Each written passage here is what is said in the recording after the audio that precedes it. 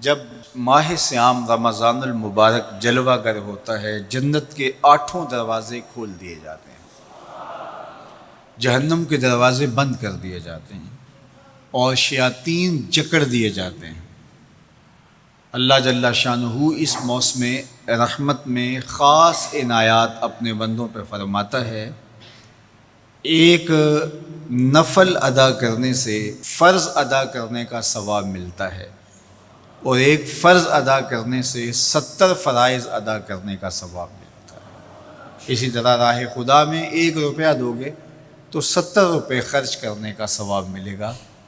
اسی طرح باقی نیکیاں بھی جتنی بھی ہم کرتے ہیں، وہ ایک نیکی کریں گے تو 70 گنا اجر ماہ صیام میں ہمیں نصیب ہوتا ہے۔ اس لیے اہل ایمان کا یہ طریقہ ہے کہ وہ اس مہینے میں کثرت کے ساتھ تلاوت کرتے ہیں، کیونکہ ایک مرتبہ اگر قرآن مجید پڑھ لیا تو 70 مرتبہ قرآن مجید پڑھنے کا ثواب نصیب ہوا۔ ماہ صیام میں چونکہ شیطان بندھا ہوا ہوتا ہے، تو ہم اپنے آپ کو نیکی کی طرف اگر لانا چاہیں تو اتنی رکاوٹیں نہیں ہوتی جتنی عام دنوں میں ہوتی ہیں، لیکن اس کے باوجود بہت سارے لوگ ہیں جو رات کو بڑا پکا ارادہ کر کے سوتے ہیں کہ میں صبح وقت پہ اٹھوں گا اور نوافل بھی پڑھوں گا اور نماز بھی ادا کروں گا، لیکن جب صبح ہوتی ہے تو انہیں یا تو جاگ نہیں آتی یا نیند سے بیدار ہو جاتے ہیں، بستر سے اٹھا نہیں جاتا۔ جبکہ وہی شخص انہوں نے صبح سبزی منڈی جانا ہو تو چھلانگ لگا کے اٹھتے ہیں اور سبزی منڈی پہنچتے بھی ہیں۔ سستی طبیعت کا کسل نہیں ہوتا۔ عمومی طور پہ ہم اپنے آپ کو بیمار تصور کر لیتے ہیں اور سستی اور کسل کا نام دے کر کے، بہانہ دے کر کے ہم کہتے ہیں کہ بس کیا کریں، ہم کو ارادہ کرتے ہیں روز لیکن ہم سے اٹھا نہیں جاتا، بس طبیعت اس طرح کی ہے، کسل ہے، سستی ہے۔ یہ بات ذہن میں رکھیے گا کہ ارادہ کرنے کے باوجود بھی صبح جب ہم اٹھ نہیں پاتے یا کوئی بھی نیکی کا کام ہم کرنے کا ارادہ کرتے ہیں تو ارادہ کرنے کے باوجود ارادہ ہی رہ جاتا ہے، ہم کر نہیں پاتے، تو اس کا سبب یہ ہوتا ہے کہ بہت سارے ہم گناہ کر چکے ہیں اور ان گناہوں کی وجہ سے ہم نیکی کی توفیق نہیں پاتے۔ حضرت حسن بصری رضی اللہ تعالی عنہ نے یہی وجہ اس کی بیان فرمائی ہے۔ تو اس کا بہترین طریقہ یہ ہے کہ توبہ کی جائے، اور توبہ بھی سچے دل سے کی جائے، رو رو کے اللہ سے گناہوں کی معافی مانگی جائے، اور سچے دل سے جب توبہ کی جائے تو پھر سارے گناہ نہ صرف مٹا دیے جاتے ہیں بلکہ ان کو بدل کے نیکیوں میں تبدیل کر دیا جاتا ہے۔ تو ماہ صیام کے اندر پختہ عزم کریں اور اس عزم کو عمل کی شکل دینے کے لیے سچی توبہ کریں کہ ہمارا یہ رمضان اس طرح سے گزرے، یہ مہینہ اس طرح سے بسر ہو کہ ہم اس مہینے میں اللہ تعالیٰ کی قربت حاصل کر لیں، ہم گناہوں سے پاک ہو جائیں اور ہم جو ثمرات ہیں، جو فوائد ہیں اس مہینے کے، وہ ہم سمیٹ سکیں۔ تو یہ وہ مہینہ ہے جس کے انتظار میں میرے اور آپ کے آقا و مولا اپنی آنکھیں لگائے ہوتے تھے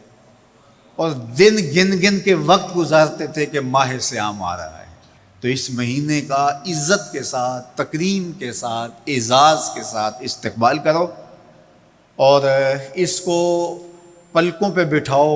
اس کو دل پہ بٹھاؤ۔ اس مہینے کی تکریم یہ ہے کہ اس میں ہر برا کام چھوڑ دیا جائے۔ اگر کوئی شخص برا کام نہیں چھوڑتا اور روزے رکھتا ہے تو میرے اور آپ کے آقا و مولا کا ایک فرمان سن لیجئے، من لم یدع قول الزور والعمل بہ فلیس للہ حاجۃ فی ان یدع طعامہ و شرابہ۔ فرمایا کہ جو جھوٹ اور برے کام نہیں چھوڑتا، اس کے بھوکا اور پیاسا رہنے کی اللہ کو کوئی ضرورت نہیں ہے۔ تو روزہ خوراک بچاؤ مہم نہیں ہے جو چلائی جاتی ہے، بلکہ یہ تزکیہ نفس کا موسم ہے، باطن کی صفائی کا موسم ہے، اور باطن کی صفائی نہیں ہوتی جب تک ہم کوشش کریں۔ آپ کے بدن پہ بہت ساری میل چڑھی ہوئی ہے اور جمی ہوئی ہے بدن کے ایک ایک عضو پہ میل، تو آپ پانی میں چھلانگ لگا کے باہر بھی آ جاتے ہیں تو میل نہیں اترتی، چلو کچھ نہ کچھ فرق تو ضرور پڑ جاتا ہے، لیکن میل نہیں اترے گی۔ میل کب اترے گی؟ جب آپ اپنے بدن کو مل مل کے اس کے اوپر صابون لگا کر کے اچھی طرح سے اس کو جب اتاریں گے محنت کوشش سے،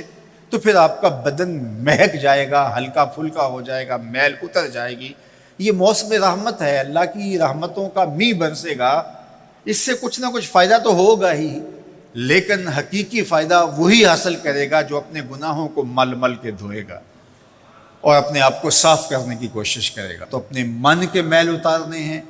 اپنے باطن کے میل اتارنے ہیں، اپنے اعمال کی درستگی کی کوشش کرنی ہے۔ صلاۃ التراویح مسجد میں نہیں آ سکتے تو گھروں میں پڑھ لیجئے، جس طرح بڑی عمر والے لوگوں کو، بیمار لوگوں کو کہا گیا کہ آپ گھروں میں پڑھ لیں، بچوں کو کہا گیا، لیکن چھوڑیے گا نا، یہ رمضان المبارک کا خاص عمل ہے۔ آج کل دین بیزار طبقہ مختلف جگہوں پہ بیٹھ کے مسجد پر، مدرسے پر، تراویح پر، ان چیزوں پر تبصرہ کر رہا ہے اور اتنا ہلکا ثابت کرنا چاہ رہا ہے ان امور کو، جس طرح یہ چیزیں ہوتی کچھ نہیں ہیں، جبکہ ماہ صیام کے قیام پر میرے اور آپ کے آقا مولا نے بشارت دیتے ہوئے فرمایا، من قام رمضان ایمانا و احتسابا غفر لہ ما تقدم من ذنبہ، جس نے رمضان المبارک کی راتوں میں قیام کیا ایمان اور محاسبہ نفس کے ساتھ، اللہ اس کے پچھلے سارے گناہ معاف فرما دیتا ہے۔ یہ بہت بڑی دولت ہے، تو اس دولت کو ضرور سمیٹیے گا، ضرور حاصل کیجئے گا، من کی ستھرائی، عفت اور پاکیزگی کا سامان کیجئے گا۔ اللہ آپ سب کو اپنی امان میں، اپنی حفاظتوں کے حصار میں رکھے۔